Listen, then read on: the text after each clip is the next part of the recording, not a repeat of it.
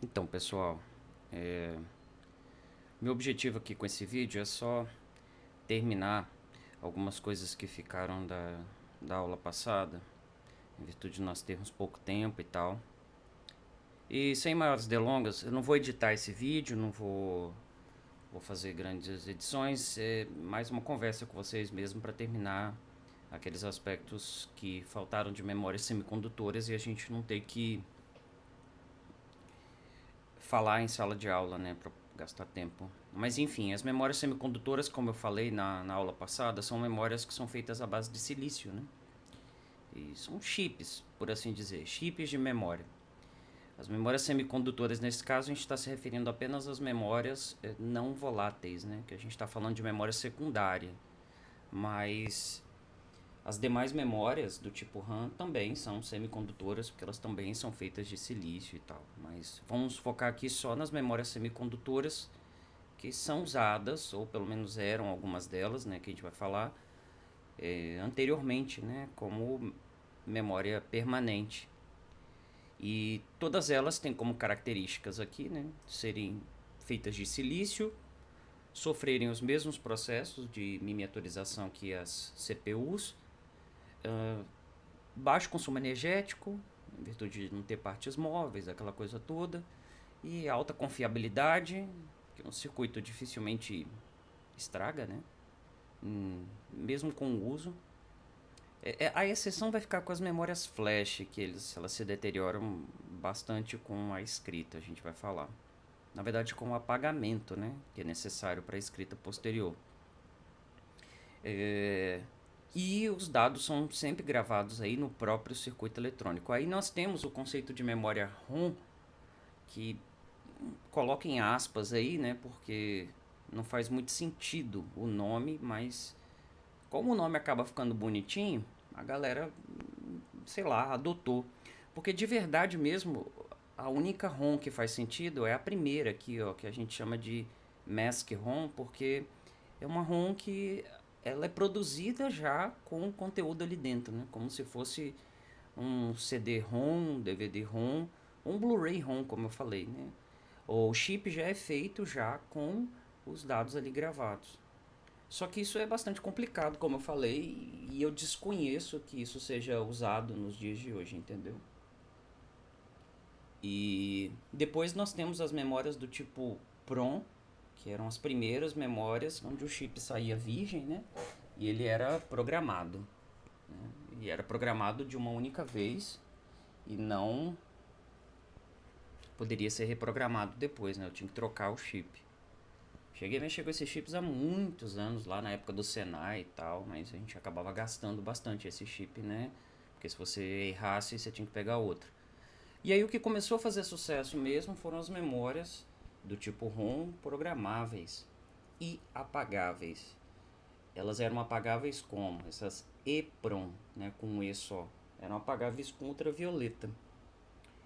Tinha uma tampinha em cima que você abria, jogava ultravioleta por alguns segundos e ele apagava. Mas também era chato, né, o processo de apagamento. E depois veio, é porque exigia uma intervenção direta, né? Depois vieram as EEPROMs, que eram memórias eletricamente apagáveis, né? E programáveis. Por isso que eu falo que o termo ROM não faz sentido, porque ROM significa Read Only Memory. Se ela é Read Only, como raios ela é writable também, ela é escrevível, né? Também. Então não faz muito sentido. Mas enfim, não procurem sentido não. Apenas entendam o termo. Apesar das memórias flash aqui estarem em outro nível, né? Elas são um tipo de EEPROM. Elas são eletricamente apagáveis, só que diferente dessas EEPROMs tradicionais aqui, elas têm uma densidade muito maior e elas são trabalhadas de um jeito um pouco diferente também, né? Com uma espécie de transistor modificado. Nos slides tem um trecho aqui que eu explico como as memórias flash funcionam. Esse aqui. E basicamente nós temos a ideia de gate flutuante, né? Imagine que isso daqui seria um transistor com uma modificação. A maior modificação é aqui, ó. o gate de controle, que seria a porta de base, né, do meu transistor, ele não está ligado diretamente ao, ao substrato, né, do tipo P aqui, que está ligado ao coletor e emissor. Ele tem aqui uma camada que na verdade é um isolante. Eu quero que você pense na memória flash como uma espécie de transistor com comportamento de capacitor, assim. Mas como assim? Basicamente, sem entrar em muitos detalhes aqui, o que eu tenho é o seguinte: num determinado momento, esse transistor aqui modificado, né, que eu vou chamar de célula flash, ele pode estar conduzindo, né, entre fonte e dreno aqui, entre coletor e emissor, ou pode não estar conduzindo. O que vai determinar, da mesma forma que no transistor, se ele está conduzindo ou não está conduzindo, na verdade é a polaridade dessa região. E eu consigo controlar a polaridade dessa região aplicando determinado tipo de tensão aqui, ok? E aprisionando elétrons nessa camada. Normalmente eu tenho mais tempo de ensinar como essa célula funciona, mas aqui está explicando passo a passo, vocês conseguem entender, e depois eu posso colocar um videozinho falando um pouco mais sobre isso. Mas o fato é que eu estou começando a falar sobre isso daqui porque as células flash elas acabaram melhorando muito a sua capacidade, né, aumentando, não melhorando, vamos dizer assim, porque vocês vão entender, porque de melhorar mesmo não melhorou muita coisa não, acabou até por piorar. Inicialmente, as células do tipo SLC, elas só estavam interessadas se aqui você estava conduzindo ou não estava conduzindo, né? E por que esse dado se mantinha ali gravado sem energia elétrica, né? Porque uma vez que você aprisionava esses elétrons aqui, eles mantinham um campo elétrico permanente. E esse campo elétrico permanente aqui, né, porque os elétrons eram aprisionados e não conseguiam sair, ele mantinha o estado de condução ou não condução dessa célula flash. Então os dados se mantinham ali pelo tempo que fosse necessário. Na verdade a gente diz que é permanente, mas a estimativa ia durar uns 10 anos, né? Por aí, né? Sem você colocá-la de volta para funcionar. Mas isso é suficiente para dizer que ela é permanente, né? Deixa eu só olhar se está gravando aqui, porque nunca se sabe se eu estou falando sozinho. Não, está gravando sim. Mas enfim, as células do tipo SLC funcionavam assim, mas os caras depois perceberam o seguinte, que eu poderia controlar a quantidade de elétrons presentes aqui dentro, de modo a criar, digamos, 4 níveis de condução. Ao criar 4 níveis de condução, tipo, eu conseguia perceber se eu estou conduzindo a 25%, conduzindo a 0%, conduzindo a 50%, conduzindo a 100% aí, né? Esses 4 níveis de condução me dariam 2 bits por célula, né? Me daria aí o 00, 01, o 10 e o 11. Esses 4 bits por célula representariam as 4 regiões, né? De 0 a 25%, de 25% a 50%, de 50% a 75%, 75% a 100% de, entre aspas, condução, né? Que era o tanto que ele iria conduzir aqui, e lendo esse valor, eu poderia determinar o que estava gravado ali dentro, né? Só que agora, com uma vantagem de que eu teria 2 bits por célula. Perdão as pessoas que entendem elétrica aí, que eu estou falando algumas palavras para abstrair um pouco, né? Falando o quanto está conduzindo ou não está, isso não é muito preciso, né? Na verdade, ele iria medir a diferença de potencial, né? E não o quanto está conduzindo ou não está. Mas vamos aí ficar com essa licença científica só para vocês poderem entender no nível mais alto, né? Principalmente a turma que se destina, turma de sistema de informação, entender que na verdade o que eu tenho aqui são 4 estados gravados. 4 estados me dá 2 bits. Essas células são chamadas de células do tipo MLC. E com a mesma quantidade de células que a SLC, elas conseguiam aí gravar o dobro de dados. Simples assim. Eu aumentei a capacidade de armazenamento praticamente sem gastar nada. É óbvio que não demorou muito até alguém pensar no controlador mais sofisticado capaz de gravar 8 níveis diferentes. 8 níveis diferentes me dá 3 bits. Por quê? Porque 2 elevado a 3 dá 8. Então eu teria células do tipo TLC, que gravariam aí 3 bits por célula. E aí se você voltar no... Aqui você vai ver que as células MLC, TLC, MLC e SLC que eu falei, depois as Tri-Level Cell, que são células ainda muito usadas nos dias de hoje, e elas gravam 3 bits por célula. Eu cantei a bola uns anos atrás, uns 2 anos atrás, dizendo que logo eles iriam fazer uma célula QLC, que gravaria 16 níveis ali dentro. E realmente já começaram a aparecer. Nossa, professor, mas que coisa legal, né? Eu praticamente só mudo o controlador, só entre aspas, né? Porque o controlador desse tipo de célula, ele realmente ficou muito mais capaz, muito mais sensível para perceber esses níveis aí diferentes. Mas aí parece assim, parece que eu só tenho ganhos com isso. Mas na verdade não. Os dois únicos ganhos que eu tenho, né, e na verdade são ganhos que estão atrelados um ao outro aí, é porque ficou mais barato, né, e eu consigo ter mais dados sendo gravados na mesma quantidade de células. O grande problema é que o apagamento de uma célula flash, tá aí o nome dela, ele acontece como um flash de energia, por assim dizer. Eu forço uma tensão elétrica contrária aqui nesse ponto, contrária não, né? De mesma polaridade, na verdade.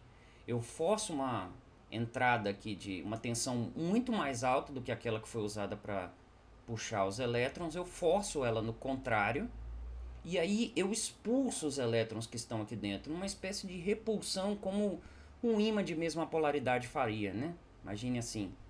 Porque se aqui está carregado eletricamente de maneira negativa, se eu coloco mais carga positiva aqui, eu puxo mais elétrons aqui para dentro. Só que se eu coloco carga negativa aqui no control gate, eu expulso os elétrons que estão aqui, na verdade, né? Como se... vocês sabem muito bem que cargas elétricas iguais tendem a se repelir e as opostas tendem a ser atraídas. Da mesma forma que os campos magnéticos, né?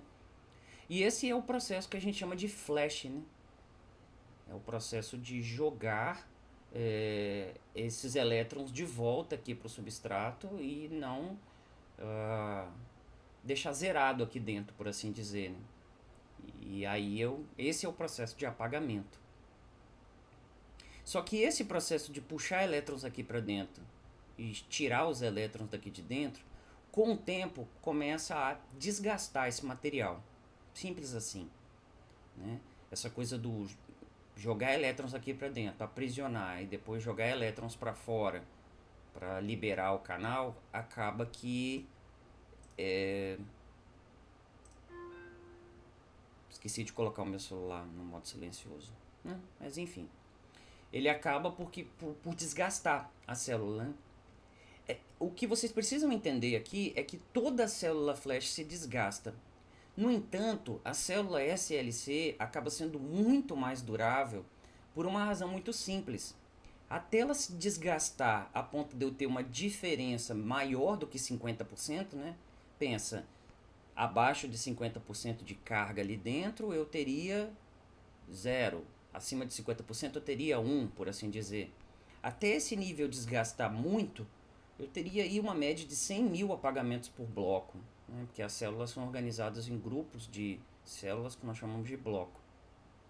Só que o mesmo tipo de desgaste vai acontecer com a célula MLC, né? Que é a célula que tem 2 bits por célula e, portanto, 4 níveis. No entanto, uma mudança agora um pouco menor, né? Como eu tenho um intervalo de 25% entre cada um dos níveis aí, vai fazer com que a célula comece a falhar por volta aí dos seus 10 mil ciclos. Sim, eu diminuo uma ordem de grandeza, né? Esse ciclo não envolve leitura, ele é apenas ciclo de apagamento para posterior gravação. E depois, nas células TLCs, pioraria mais ainda, porque eu teria de 1.000 a 3.000 ciclos de regravação, mas eu teria uma célula muito mais barata, ainda muito utilizada nos dias de hoje. E só que aí pensa, o meu intervalo de guarda aí passou de 25% agora para 12,5%, né? Metade dos 25%. Bom, vocês já entenderam que as células QLC realmente são células de muito baixa durabilidade, mas em conjunto com algumas técnicas que eu não vou detalhar agora, técnicas de uso bem mais inteligente, por assim dizer, das células, de modo a não utilizar sempre a mesma célula, a ter células extras, né, para caso uma falhe aí eu ter como resguardar, aquela coisa toda, fizeram com que, e o fato de eu usar essas células QLCs, que são muito recentes em HDs, em SSDs realmente muito grandes, de modo a fazer com que eu tenha que regravar uma célula muito tempo depois apenas, fizeram com que valesse a pena, ok? Por exemplo, eu tenho um SSD nesse meu computador aqui, um SSD muito bom, um Samsung Evo 970, formato M2 e tal, e enfim, ele usa células do tipo TLC, mas com controladores, como eu falei, bastante inteligentes ali a ponto de não sobrecarregarem uma célula, uma única célula, né? E as células do tipo QLC, eu tô vendo, né, elas serem utilizadas recentemente em SSDs mais baratos e de grande capacidade. Grande que eu digo por volta de uns 500, 250 em diante, né, gigabytes. E eles são um bom custo-benefício, sim. Recomendo que vocês deem uma lida ali, mas vocês têm que entender que não são SSDs para usar com uma grande quantidade de regravações por dia, né? O que eu quero dizer é que no fim das contas você não pode colocar um camarada desse num servidor, porque um SSD desse vai morrer rapidamente. Portanto, as células SLC e no máximo MLC são utilizadas em servidores, né, e por isso os SSDs são muito mais caros. E já as células do tipo TLC e mais recentemente as QLC estão sendo utilizadas em SSDs mais para na linha consumidor, né? Que são SSDs que teriam condição aí de aguentar um tempo razoável de vida e ao mesmo tempo custarem bem pouco, né? Existe também uma certa inteligência ao usar células do tipo QLC junto com SLC. Mas eu não vou explicar isso daí agora não, para não tomar muito tempo, mas SSDs têm feito essa abordagem, né? Esse approach aí, que é colocar células QLCs junto com SLCs. Na verdade é o mesmo tipo de célula, o que muda é a forma como o controlador passa a lidar com essas células, né? Se você for parar para pensar, é o tanto de carga que ele coloca ali dentro, né, que vai afetar. Mas enfim, essa abordagem é uma abordagem bastante interessante e um dia, se eu tiver tempo aí, eu falo para vocês, eu indico algum material. Bom, depois de ter falado já sobre essas células, cabe a gente dizer os tipos, né, de dispositivos que usam células flash. Eu vou falar do mais importante, né, inicialmente, que são os SSDs, mas nós temos aí SSDs, nós temos pendrive, nós temos cartões de memória, fora aqueles chips que estão soldados aí diretamente na placa-mãe, né, ou no SoC, que é o caso do chip que está ali dentro do smartphone, ele está na placa-mãe com uma BIOS, ele está ali já soldado diretamente no dispositivo. Ele é uma célula flash também, só que a diferença é que ele está permanente, né? Bom, os SSDs, como a gente já falou bastante, né, em sala de aula, mesmo não sendo o assunto em específico, eles são chamados de Solid State Drive ou dispositivos de estado sólido. São dispositivos que, naquele triângulo lá que eu falei para vocês de custo, capacidade e desempenho, eles estão mais voltados para o desempenho do que para a capacidade. E isso numa tentativa de equilibrar o custo. Eles têm praticamente tudo de vantagem em cima dos HDs, tirando esse que eu acabei de falar, que é o custo por gigabyte. O custo por gigabyte, ou vamos falar hoje em dia, né, o custo por terabyte, né, que nós já atingimos essa marca já há bastante tempo, é muito maior nos SSDs do que nos HDs. De modo que nós não temos ainda aí uma morte dos HDs, pelo contrário, né, como eu falei para vocês, os HDs aí estão na faixa dos 16 terabytes. Nós temos SSDs nessa faixa também, só que você não vai conseguir comprar. Simples assim, ok? Nós temos SSDs, portanto, como dispositivos de grande capacidade de armazenamento e alto desempenho. Lembrando que tem SSDs e SSDs, né? Tem SSD com desempenho aí 2 ou 3 vezes superior em leitura a um HD, e tem SSDs aí, principalmente os que usam formato M2, utilizando o protocolo NVMe, que é a nossa próxima matéria. Esses sim, realmente são feitos para ultrapassar e muito os SSDs convencionais e consequentemente os HDs, né? Por exemplo, na minha máquina aqui, o Evo 970 é um SSD M2 NVMe, e ele faz aí sua taxa aí de 3.000 megabytes de escrita e de leitura, 3.000 megabytes por segundo, ou seja, por volta aí dos 3 gigabytes por segundo de leitura e 1,5 GB de velocidade de escrita. Então é realmente uma velocidade muito superior ao que um HD faria. E ele é rápido principalmente em acesso aleatório se comparado aos HDs, né? Porque se comparado aos HDs, o acesso aleatório do HD, porque tem uma movimentação física da cabeça de leitura e gravação ali, é terrível, né? Já os SSDs acabam perdendo um pouco, sim, acesso aleatório, não é a mesma coisa que o acesso sequencial, só que está anos luz à frente de qualquer HD, né? Que não tem partes móveis e tal. Então, o que eu tenho aí de SSD, o SSD na verdade ele é muito parecido com um pendrive, por assim dizer. Na verdade ele é parecido com uma associação de pendrives. Como assim? Eu tenho vários chips de memória flash que são acessadas simultaneamente, né? E esses chips estão soldados numa placa, numa PCB, no Printed Circuit Board. E eu tenho aí uma memória cache, que é uma memória RAM, ela já é uma DDR4, aí já é mais do que suficiente, né, para ser cache desse tipo de dispositivo, porque ela é muito mais rápida. E aqui esse termo, esse adjetivo poderoso aqui não é por acaso não. Os microcontroladores que controlam os SSDs basicamente acabam por determinar o quão bom vai ser o SSD, né? Não é só as memórias flash que são utilizadas. Importante lembrar que os SSDs estão migrando, né, saindo da interface SATA e indo para NVMe, desculpa, para o protocolo NVMe em cima da interface M2. Isso vai ficar mais claro na próxima matéria para vocês, porque o barramento SATA 600, ele, como o nome diz, tem 600 megabytes por segundo e os SSDs já ultrapassaram isso, né?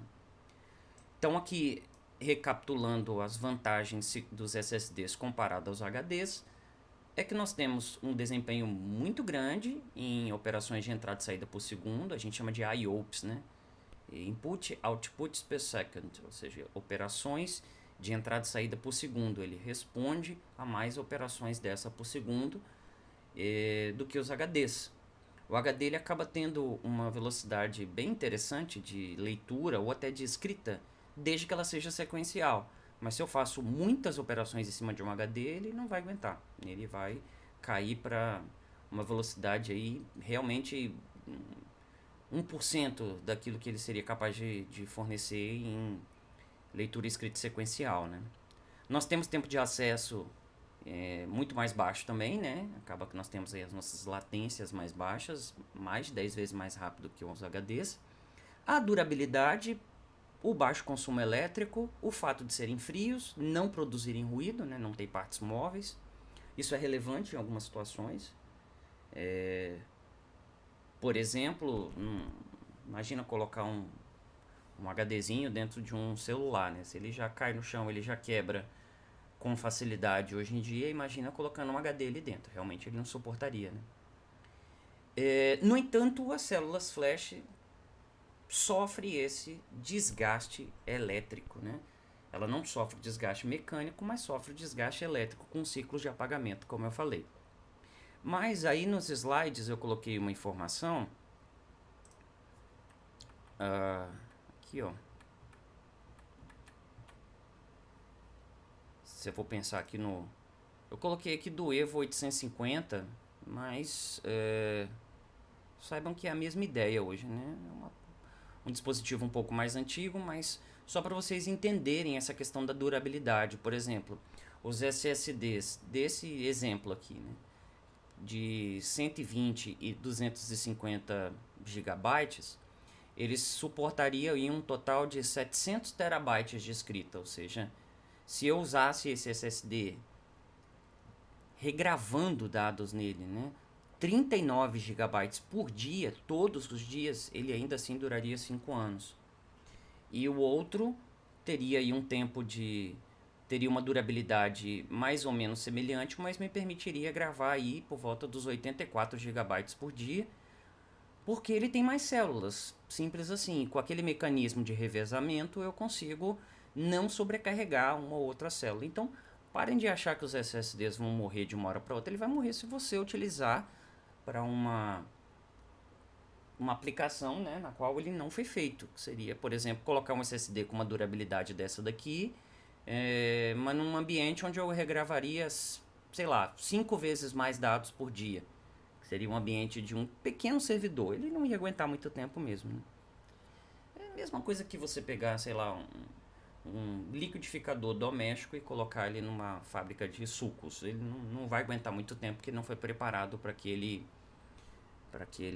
tipo de trabalho, né? Tem um termo em inglês, mas seria robustez, né? O endurance, eu acho que esse é o termo em inglês que se usa, que é a robustez para ele aguentar o tipo de operação que é necessária, né? Então vocês têm que entender que existem SSDs e SSDs, né? Cada um para um nível diferente. Bom, falei dos SSDs, o assunto dos SSDs vai ficar completado, como eu falei, quando a gente falar da interface mais nova utilizada por ele, nessa nossa próxima aula. Mas por enquanto é isso em termos de dispositivo, né? Depois nós teríamos os pendrives. O pendrive nada mais é do que uma PCB, né? Tem aqui uma fotinha dele aberta. O pendrive seria uma PCB pequena, um chip de memória flash. Esse chip pode ser um, pode ser dois, mas normalmente é um só porque ele tem múltiplas camadas aqui dentro, né? No esquema que nós chamamos de die stacking ou empilhamento de dies, né? Isso aqui seria uma foto mais macro, né? Bem pertinho. E você veria que o chip, na verdade, ele é formado por um monte de camadas. Hoje aí com mais de 64 layers, né? E por isso ele fica bem denso mesmo, porque eu faço várias camadas uma sobre a outra, tipo uma massa folhada. Nossa, uma massa folhada. Enfim, e aqui eu tenho o meu microcontrolador, que vai controlar o dispositivo. Na verdade, esse microcontrolador vai ser responsável por fazer o acesso à célula flash, né, ao chip flash, e por se comunicar aqui com o barramento USB. E aí uns capacitorzinhos aqui, um geradorzinho de clock, provavelmente aqui no canto, para poder fazer o sincronismo, e acabou a história. Pendrive realmente é algo bastante simples. Inclusive tem alguns pendrives que na verdade não são pendrives, né? Ele só vem esse controlador aqui e aqui um espaço para colocar um cartão de memória. Ele é um leitor de cartão de memória no formato pendrive, né? Eu não estou com a câmera ligada aqui, né? Estou filmando a tela, mas ele... eu tenho um aqui, né, na minha mesa. E são muito portáteis, são bem interessantes para algumas aplicações, né? Então, nenhum mistério os pendrives, né? Só tem que lembrar que pendrives de maior velocidade precisam ser USB 3.x, né? 3.0, 3.1 ou eventualmente no futuro 3.2, porque a interface USB 2.0, como nós vamos ver, na próxima aula de entrada e saída, ela não dá conta mesmo de um pendrive aí que ultrapasse os seus 20 e pouco, no máximo 30 megabytes por segundo. Tá? O maior pendrive do mundo, por curiosidade, não lembro quem foi que lançou, se foi a Kingston, se foi a Corsair, Corsair não, a SanDisk. SanDisk é uma das maiores fabricantes, né, de dispositivos que usam memória flash aí, portáteis aí do mundo, mas foi alguma delas aí.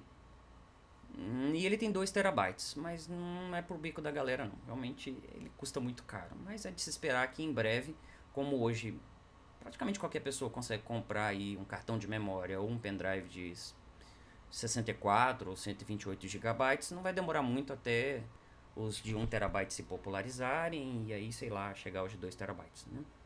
Basicamente esse tipo de dispositivo, né, os pendrives acabaram por substituir as memórias óticas que a gente usava no dia a dia, né? Quem for mais velho aí vai saber que a gente usava DVDs graváveis e tudo mais, né? E por fim, só para a gente terminar, vem os cartões de memória. Cartão de memória, nós tivemos vários formatos de cartão de memória usados até hoje, né? Mas quem durou mesmo foram só 2. E na verdade só um se você forçar a barra, né? Apesar de existirem compact flash no mercado, eles são usados por algumas câmeras. Os compact flash são um pouco maiorzinhos ali, né? Deixa eu ver se eu mostro aqui para vocês. Não, eu não tenho fotinhas dele aqui. Eu só tenho dos cartões de memória do tipo SD, né? SD card, Secure Digital. Mas eles são cartões maiores que um SD, quase o dobro do tamanho, são quadrados.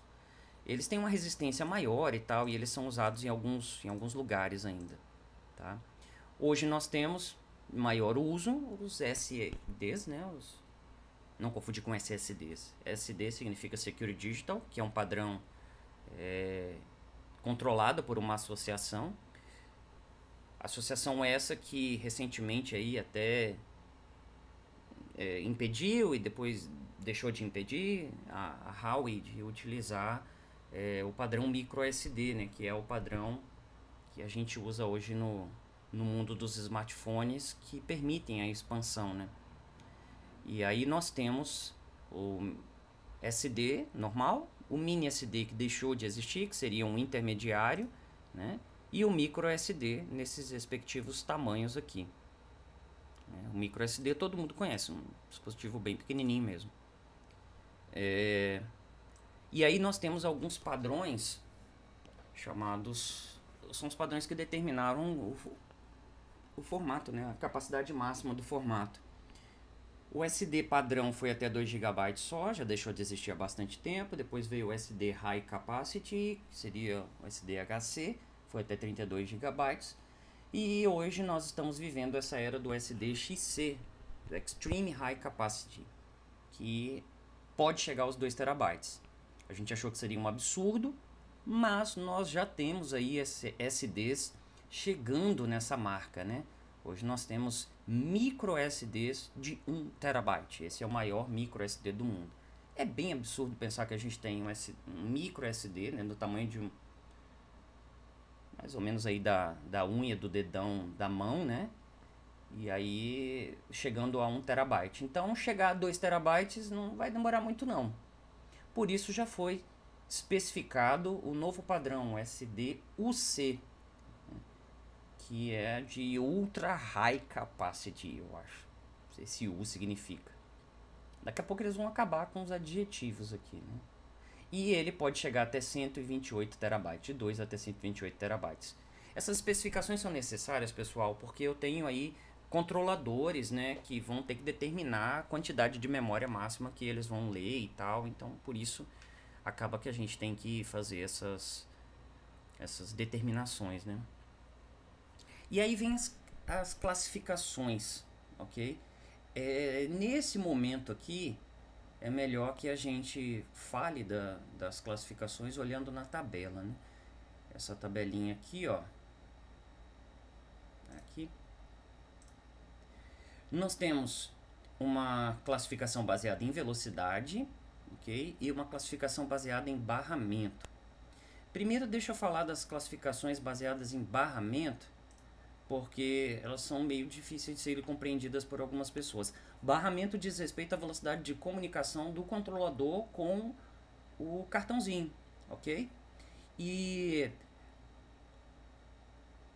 o UHS-1, ele aí em uma linha pode chegar a 50 megabytes por segundo e usando duas linhas de transmissão chegar a 104 megabytes por segundo. Se você for olhar os micro SDs ou até os SDs aí que tem essa capacidade de ter duas linhas de transmissão, é só você olhar que ele tem mais contatos elétricos aqui nessa parte de trás dele. Ó, ele tem duas linhas de contatos elétricos. Eu não tenho foto para mostrar para vocês, mas isso fez com que eu criasse barramentos usando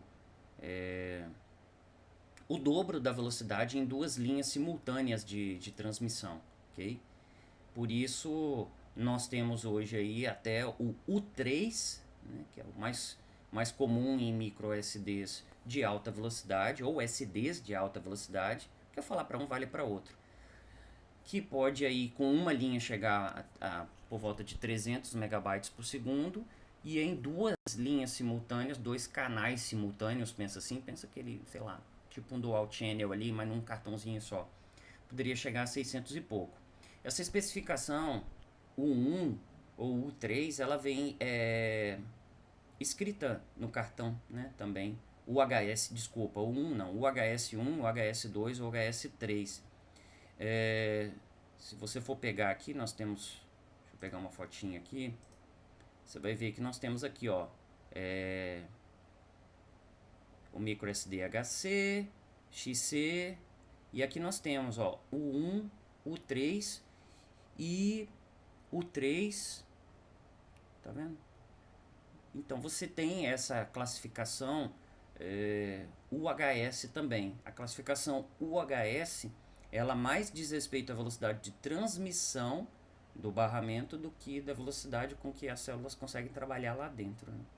Mas enfim, a classificação de classe é já bem ultrapassada, tá, pessoal? Seria Class 2, Class 4, Class 6, Class 10. Indicaria só que eu teria condição aí de ter uma velocidade mínima de 10 megabytes por segundo de escrita.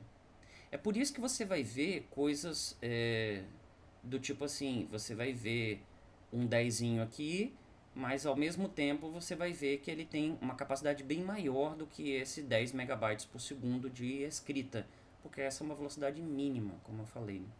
As classificações que acabam interessando mais hoje são as classificações que dizem respeito a vídeo. Porque vídeo em alta resolução ele precisa de uma velocidade maior de gravação, né? Porque senão ele não consegue guardar lá, né, os dados.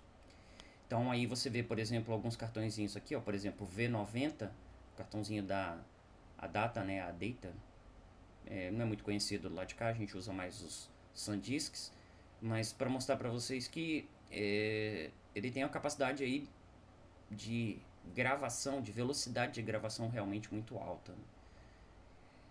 Por referência, né, se você tiver uma câmera e quiser gravar em 4K a 60 frames por segundo ou até mais do que isso, não sei se você tem uma câmera de vídeo capaz de fazer isso, mas se você tiver, você precisa de no mínimo um V30 e no mínimo um V60 para gravar aí vídeo em 8K. Então nós estamos aí hoje nessa... Os melhores cartões eles são V30 ou V60 na classe UHS-3, né? Então aqui nós temos as especificações, decorar isso daí, entender o que elas significam. Professor, por que não criaram uma especificação só e tal? Não me pergunte, é confuso realmente. Basta entender que a classificação C, né, de class, ela meio que acabou e hoje a gente trabalha com a classificação V de vídeo e a classificação U, que diz respeito à velocidade do barramento. Por isso nós temos uma combinação aí entre as duas coisas. E temos cartões de memória voltados para aplicação, que aí o que mais me interessa não é a velocidade de leitura e gravação das células, mas sim a quantidade de operações de leitura e escrita por segundo que eu consigo fazer. Por exemplo, imagine que eu tenho um dispositivozinho que vai servir, sei lá, para banco de dados. Banco de dados, eu estou mais interessado na quantidade de operações que eu consigo fazer por segundo do que propriamente dito na velocidade. Então eles são definidos como A1 e A2, né? Application Performance Class. E aí tem os valores para vocês, não preciso narrar, né? Então acabou que a gente já falou tudo, né? A gente já falou dos cartões de memória, a gente falou dos pendrives e a gente falou dos SSDs, ok? E falou aquilo que a gente precisava terminar aqui a respeito das características das memórias flash, né? E com isso a gente termina, né, esse assunto a respeito de memórias. E eu peço desculpas aí a vocês por não ter conseguido terminar em sala de aula, né? Cada vez mais que o tempo passa eu tento entregar mais coisas para vocês, mas acabo sendo redundante ou caindo em falar muita coisa do que existe hoje.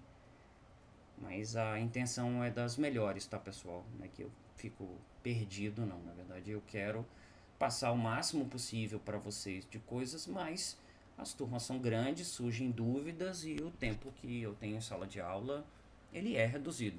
Se você for colocar o tempo útil que se tem aí, é pouco mais de 1 hora só, né? Quando na verdade no passado nós tínhamos aí 2 horas, tá? Então é isso, fiquem em paz que eu vou agora subir esse vídeo para vocês, mandar um e-mail indicando que eu subi o vídeo e eu vou dar aula, né? Vou dar aula agora de noite, como vocês podem ver no momento da gravação. Até mais, galera. Abraço e tchau.